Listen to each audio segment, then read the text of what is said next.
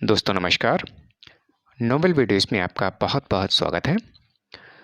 दोस्तों अभी जैव प्रक्रम का जो पार्ट हमारा चल रहा था, उसका आज मैं पार्ट सेकंड लेकर के आया हूँ और इसमें हम आज पढ़ेंगे प्रकाश संश्लेषण के बारे में और साथ में जानेंगे विषमपोषी पोषण कितने प्रकार का होता है। तो चलिए सबसे पहले हम स्टार्ट करेंगे प्रकाश संश्लेषण से। जैसा कि पिछले चैप्टर में हमने आपको बताया था कि स्वपोषी क्या होते हैं।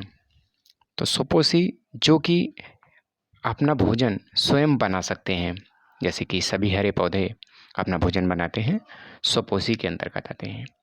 बट ये क्रिया जो भोजन बनाने की क्रिया होती है, यानी सूर्य के प्रकाश, क्लोरोफिल, जल और कार्बन डाइऑक्साइड, इन सभी की ज़रूरत होती है प्रकाश संश्लेषण क्रिया के लिए और उस क्रिया में ही पौधे अपना भोजन निर्माण करते हैं। तो ये प्रक्रिया प्रकाश संश्लेषण क्रिया होती है।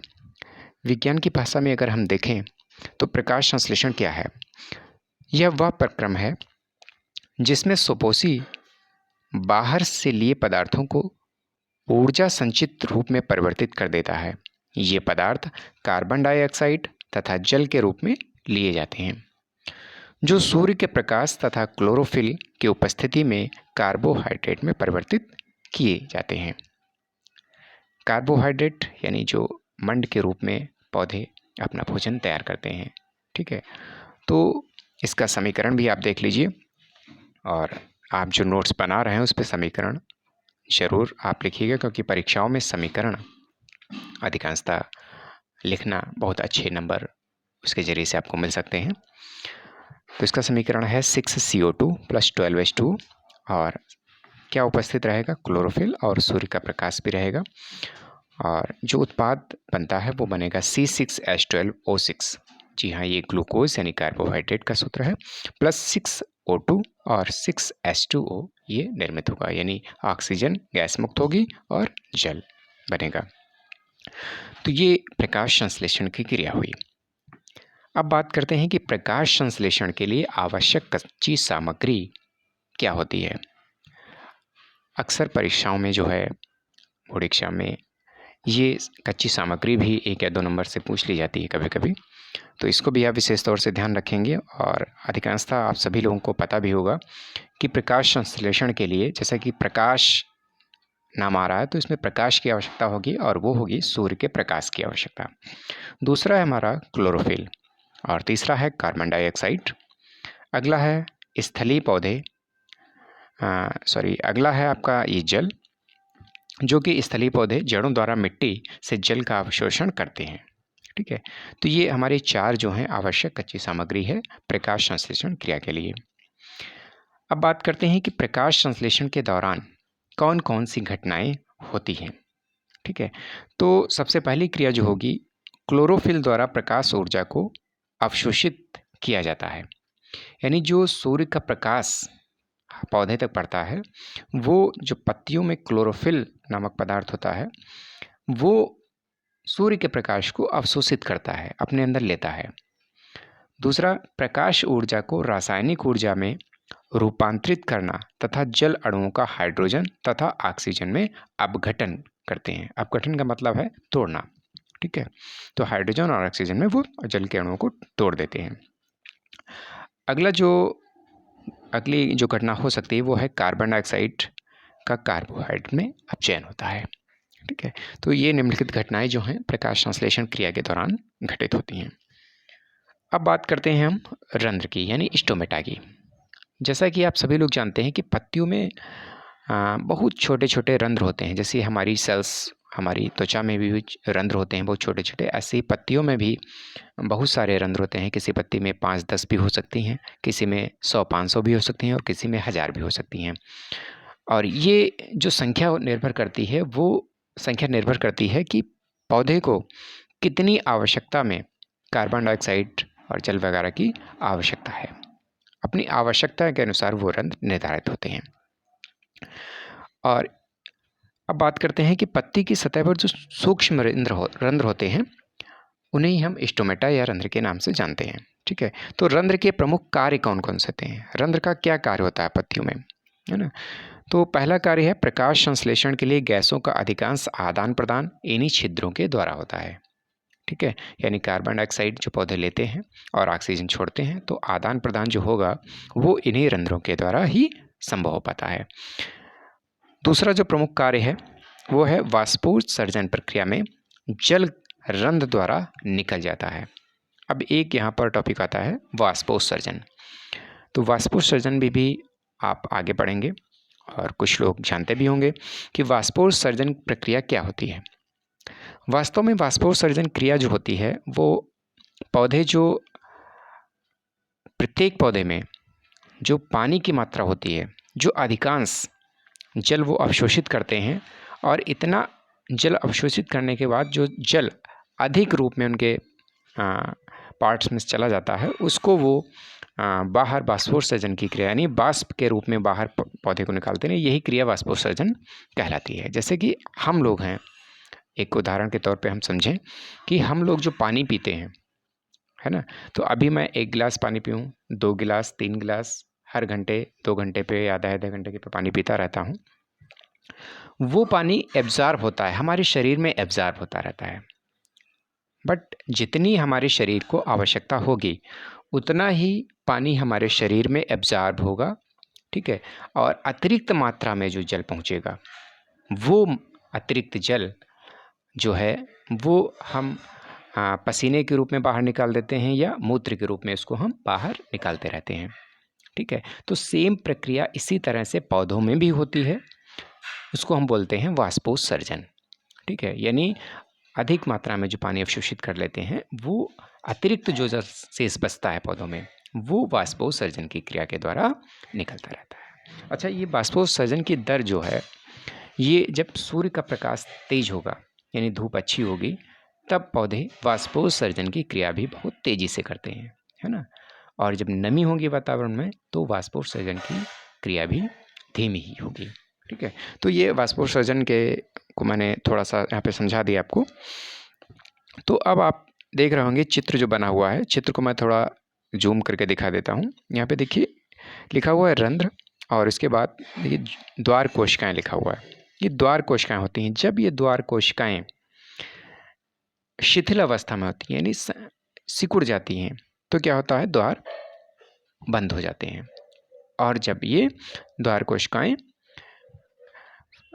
एकदम से स्फीत हो जाती हैं, है ना, तब ये द्वार कोशिकाएं जो रंध्र जो हैं वो खुल जाते हैं। ठीक, ये प्रक्रिया इनमें चलती रहती है। आप चित्र के द्वारा भी इसको समझ सकते हैं। अब अगले टॉपिक को हम देखते हैं।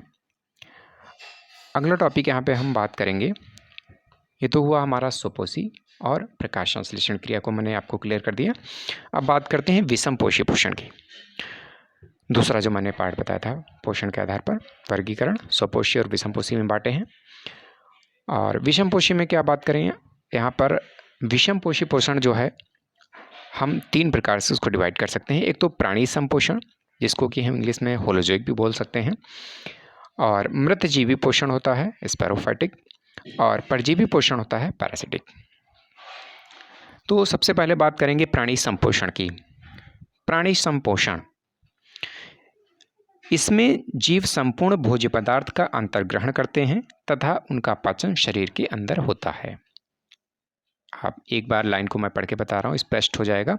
इसमें जीव संपूर्ण भोज्य पदार्थ का अंतर्ग्रहण करते हैं तथा उनका पाचन शरीर के अंदर किया जाता है। जैसे कि हम लोग भोजन करते हैं और उसका पाचन हमारा शरीर के अंदर ही किया जाता है। तो ऐसे सभी जो भी जीव होंगे वो इस प्राणी संपोषण की श्रेणी में आएंगे। तो यहाँ पर मानव भी हो गया, और एक अमीबा आपने सुना होगा, बहुत ही सूक्ष्म, ये प्रोटोजोआ की श्रेणी में आता है अमीबा, एक कोश की। तो यहाँ पर अमीबा जो है, अमीबा का आकार अनियमित होता है। जैसा कि आप चित्र में देख रहे होंगे, एक खाद्य कण है, मैं आपको क्लियर कर दूं, ये यहाँ पर खाद्य कण है और एक खाद्य कण देखिए आ रहा है, और अमीबा क्या कर रहा है, अगले स्टेप में पादाब या कूटपाद में कहीं से भी उसको अपने आकार में बदल लिया और इसका मुख का आकार बन गया, देखिए। और ये खाद्य कण इसके मुख में अंदर गया और उसके बाद खाद्य कण, देखिए उसका मुख जो खाद्य रिक्तिका बनी हुई थी वो बंद हो रही है और उसके बाद उसके अंदर चला गया और इस तरह से अमीबा में पोषण हो गया, जैसे कि मानव में बहुत हम लोग करते हैं, ठीक है। और अगला स्टेप आता है मृतजीवी पोषण।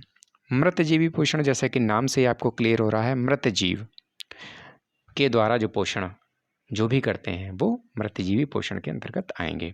मृतजीवी अपना भोजन मृत जीवों के शरीर व सड़े गले कार्बनिक पदार्थों से प्राप्त करते हैं, जैसे कि फफूंद है, कवक है ना। फफूंदी आप अपने सभी लोगों ने देखी होगी, जानते भी होंगे। घर में जो ब्रेड होती है, रोटी होती है, दाल होती है, अचार होता है, उस पर क्या होता है कि गर्मियों में या काफ़ी दिन जब रखा रहता है कोई सामग्री, वो रखी रहती है खाद्य सामग्री, तो उस पर हल्के रेशे टाइप में, जो आपने रुई देखी हुई उसके समान हल्के हल्के रेशे जैसे निकल आते हैं, जिसको हम फफूंद के नाम से उसको जानते हैं कि फफूंदी लगी हुई है ना। और दूसरा है यहाँ पर कवक। कवक आप जानते होंगे, है ना। कवक क्या होता है? कवक जैसे कि मशरूम आप खा रहे हैं, है ना, बरसात के दिनों में देखा होगा जहाँ पे लकड़ी सड़ जाती है या सड़ा गला पदार्थ पड़ा रहता है, वहाँ पे छतरी के समान संरचनाएं निकल आती हैं, है ना, उनको हम कवक बोलते हैं, है ना। तो ये कवक की श्रेणी में आएंगे। तो ये सारी चीज़ें क्या है? मृतजीवी हैं, मृत चीज़ों से ही अपना पोषण प्राप्त करते हैं। अगला बात करते हैं हम परजीवी पोषण की। परजीवी पोषण में क्या है? परजीवी अन्य जीवों के शरीर के अंदर या बाहर रहकर उनको बिना मारे और उनसे अपना पोषण प्राप्त करते हैं, जैसे अमरबेल है, जूं है, फ्रीताक्रम है ना। जुआ क्या होता है? जूं वो हमारे सिर में बैठ जाता है, हमारा ब्लड लेता रहता है ना। तो क्या है, लेकिन वो हमको मारता नहीं है, लेकिन हमारे अंदर से ही पोषक तत्व वो लेता रहता है। खटमल हुआ, है ना, नीम वगैरह पे आपने देखा होगा अमरबेल है, चढ़ जाता है, या अन्य बेल, आपने ऐसी बहुत सारी बेलें देखी होंगी जो किसी दूसरे पौधे के ऊपर चढ़ जाती हैं, है ना, उसकी जड़ों में अपनी जड़ों को अंदर तक धंसा देती हैं। और जो बड़ा पौधा होता है जिसके ऊपर वो लिपटी रहती हैं, उससे वो पोषक तत्व प्राप्त करते रहते हैं, ठीक है। यानी कि वो पौधा कमज़ोर पड़ने लगता है और वो उसके ऊपर जो बेल लिपटी हुई है वो अब पोषक तत्व प्राप्त करते करते करते बहुत काफ़ी संख्या में विस्तार कर लेती है अपना। तो ऐसे सारे, चाहे पौधे ले लीजिए और चाहे जीव जंतु ले लीजिए, ये सभी जो हैं परजीवी पोषण के वर्गीकरण में आएंगे। यानी कि ये सभी परजीवी कहलाते हैं जो दूसरों पर निर्भर रहते हैं, ठीक है। तो यहाँ पर आपने विषमपोषी पोषण के तीनों प्रकारों को समझ लिया और अमीबा में किस तरह से पोषण होता है इसको आपने देख लिया। अब बात करते हैं हम मनुष्य में पोषण, ठीक है। मनुष्य में पोषण, चूँकि थोड़ा सा वीडियो बड़ा हो रहा है इसलिए मैं सोच रहा हूँ कि आज ये यहाँ तक आपका क्लियर कर दूँ। मनुष्य में पोषण देखिए आपका 5 प्रकार से मुख्यतः होता है। अंतर्ग्रहण, दूसरा है स्टेप पाचन, तीसरा अवशोषण, अगला है स्वांगीकरण और अगला है बहिक्षेपण, ठीक है। तो सबसे पहले अंतर्ग्रहण क्या है? अंतर्ग्रहण देखिए सबसे पहले क्या होता है? भोजन का मुख में लेना, हम उसको अंदर डालते हैं, भोजन करते हैं ना। उसके बाद पेट के अंदर पहुंचता है, जो संबंधित जो नलिकाएं होती हैं, आमाशय है ना, ग्रसिका है, मुखकुहिका है, ये सभी अपनी क्रियाएं करती हैं और पाचन उसका होता है, यानी उसका पाचन किया जाता है, ठीक है। उसके बाद उसमें जो एंजाइम्स होते हैं, विटामिन्स होते हैं, खनिज लवण होते हैं, वो सारे अवशोषित किए जाते हैं, अवशोषण कहलाएगा। उसके बाद उसका स्वांगीकरण, स्वांगीकरण उसके बाद में मतलब कि ब्लड में मिल करके वो हमारे पूरे शरीर में पहुंच जाता है और शेष जो अपवर्ज्य पदार्थ होते हैं वो परिक्षेपण के द्वारा बाहर निकाल दिए जाते हैं। तो ये स्टेप होते हैं हमारे पोषण के। तो जैसा कि आपने यहाँ पे लिखा हुआ स्टेप चार्ट बना हुआ है, मुंह से क्या होता है? भोजन का अंतर्ग्रहण होता है। उसके बाद दांत क्या करते हैं? दांत भोजन को चबाने का कार्य करेंगे, ठीक है। उसके बाद जीवा क्या करती है? भोजन को लार के साथ पूरी तरह से मिला देती है। लार में एंजाइम टाइलिन नामक एंजाइम होता है जिससे कि वो लुगदी के रूप में बन जाता है। उसके बाद लार ग्रंथि से निकलने वाले रस को लार रस या लार कहते हैं, ठीक है। उसके बाद बात करते हैं भोजन ग्रसिका, यानी जो ग्रास नली होती है हमारी, मुख के बाद में जो स्टेप आएगा वो भोजन ग्रसिका में आ जाएगा, ठीक है। इससे क्या होता है, मुंह से आमाशय तक भोजन ग्रसिका की क्रमांकुच गति के द्वारा ले जाया जाता है। ठीक है। क्रमांकुचन गति, क्रमांकुचन गति जैसे आपने देखा होगा, एक तरफ लहर बना करके जैसे लहरें चलती हैं, उस तरह से जो गति होती है वो क्रमांकुचन गति चलाती है, जिससे कि एक आगे एक तरफ बढ़ता रहता है भोजन। ठीक है। तो उस गति के साथ में जो है भोजन आगे बढ़ता है। अब यहाँ पर देखिए, आपने कुछ पार्ट भी फिगर में बने हुए हैं। इस फिगर को आप बना सकते हैं। परीक्षाओं में फिगर यानी जो चित्र है आप पाचन तंत्र संबंधित, ये भी 4 नंबर या 5 नंबर में कभी कभी पूछ लिया जाता है। तो चित्र को आप विशेष तौर से तैयार भी कर लें साथ में। ठीक है। अगला स्टेप हम बात करते हैं, भोजन ग्रसिका से होते किस में आएगा, आमाशय में आएगा। ठीक है। आमाशय में भोजन पहुंचने में क्या होता है, यहाँ पर जठर ग्रंथियाँ होती हैं आमाशय में। आमाशय में क्या होगा, जठर ग्रंथियाँ होंगी। जठर ग्रंथियों में एक तो पेप्सिन होगा जो कि पाचन एंजाइम होता है, जिससे प्रोटीन का पाचन, जो कि प्रोटीन का पाचन करता है। ठीक है। अगला होता है हाइड्रोक्लोरिक अम्ल, जिसको कि हम HCl के नाम से भी जानते हैं। HCl है ना, हाइड्रोक्लोरिक अम्ल, केमिस्ट्री में आपने पढ़ा होगा।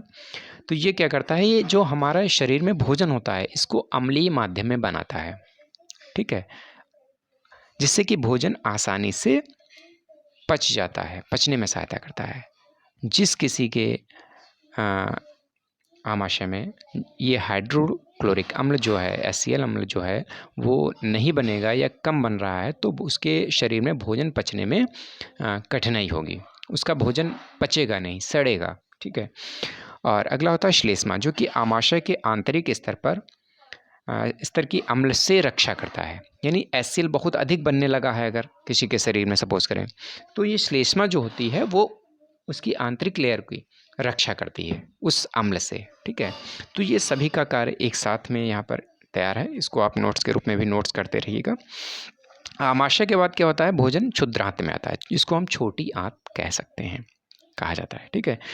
यहाँ पे क्या होता है, यह यहाँ पर आंतरस, आंतों में भी एक आंतरस निकलता है जो कि परिवर्तित करता है, क्या किसमें परिवर्तित करेगा, कार्बोहाइड्रेट, वसा और प्रोटीन को किसमें बदलेगा।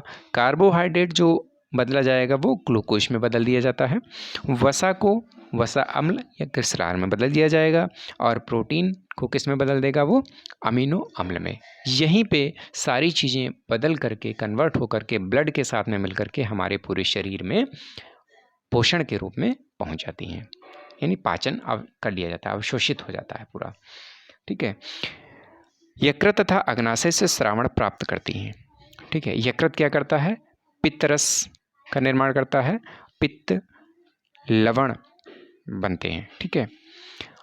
और यहाँ पर क्या होता है, अगला स्टेप में अग्नाशय, अग्नाशय के क्या का कार्य होता है, अग्नाशयी रस निकालता है। अग्नाशय में क्या बनता है, अग्नाशयी रस बनता है, जिसमें कि कई एंजाइम्स होते हैं। एक तो एमिलेस एंजाइम होगा, ट्रिप्सिन एंजाइम होगा और लाइपेज एंजाइम होता है। कभी कभी परीक्षाओं में पूछ लिया जाता है कि एमिलेज एंजाइम कहाँ बनता है, या ट्रिप्सिन एंजाइम कहाँ बनता है, या लाइपेज एंजाइम कहाँ बनता है।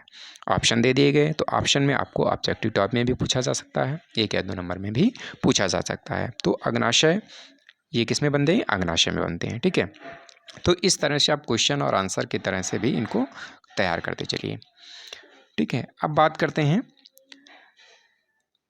अगला जो है बृहद आंत्र, यानी इसके बाद में स्टेप आता है बड़ी आंत का। ठीक है। तो बड़ी आंत में क्या होगा, जल का अवशोषण वज्र पदार्थ गुदा द्वारा शरीर से बाहर कर दिया जाता है। यानी शेष जो भोजन पच गया है, ठीक है, अपशिष्ट पदार्थ बचा हुआ है जो पच नहीं सकता है, अपचित पदार्थ है ना, ठोस रूप में, उसके बाद यहाँ पर आकर के जो जल का होता है पुनः अवशोषण कर लिया जाता है जल का, और शेष जो वर्ज्य पदार्थ बगैर पानी से बचा हुआ है वो हम गुदा के द्वारा मल के रूप में उसको बाहर निकाल देते हैं। ठीक है। तो ये प्रक्रिया पूरी जो है पाचन की, पाचन तंत्र हमारा इस तरह से कार्य करता है। तो आशा करता हूँ जहाँ तक संभव मेरा प्रयास रहा है आप सभी को समझाने का, आप सब लोग समझ गए होंगे। और वीडियो को दोबारा आप प्ले करके देख सकते हैं, और नोट्स मैंने ऑलरेडी आपको भेज दिए हैं, वो सारे नोट्स आप पढ़ते रहिए। और कल अगले स्टेप की हम बात करेंगे, तब तक के लिए नमस्कार।